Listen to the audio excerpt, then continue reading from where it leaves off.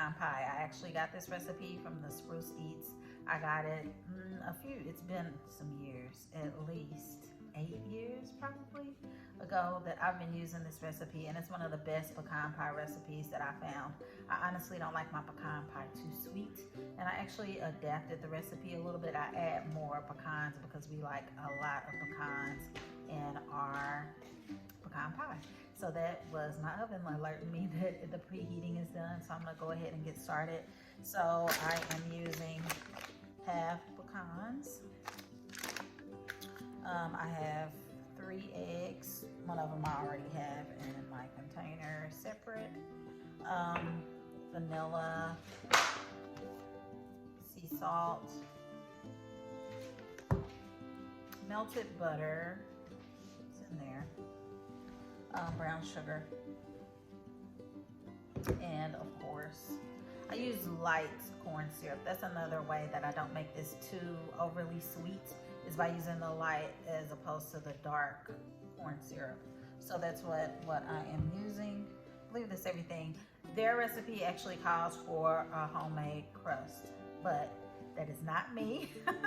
I'm not a baker. That's not really what I do.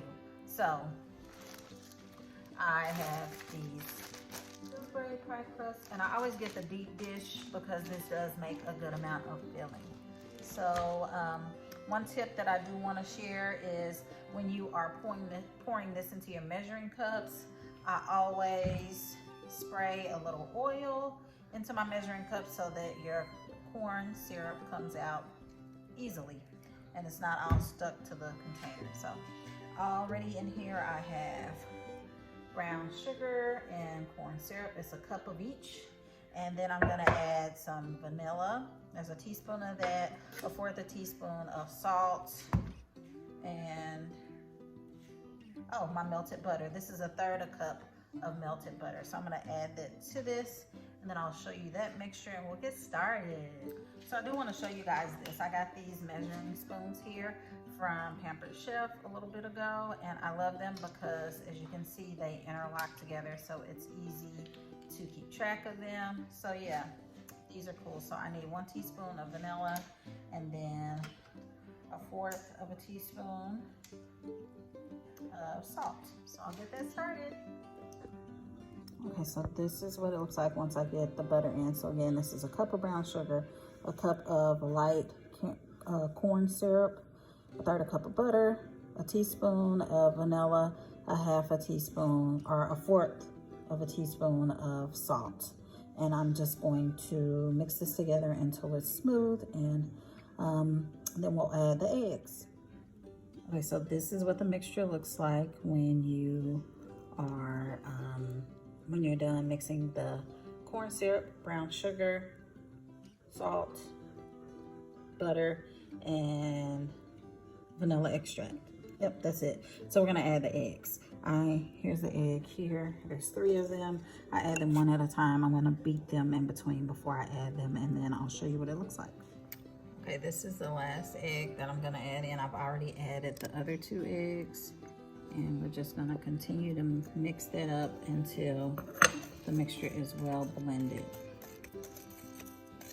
Get a good shot of that. Okay, so here is what the mixture looks like once you have everything combined well. I'm kind of short, but I think you can see that.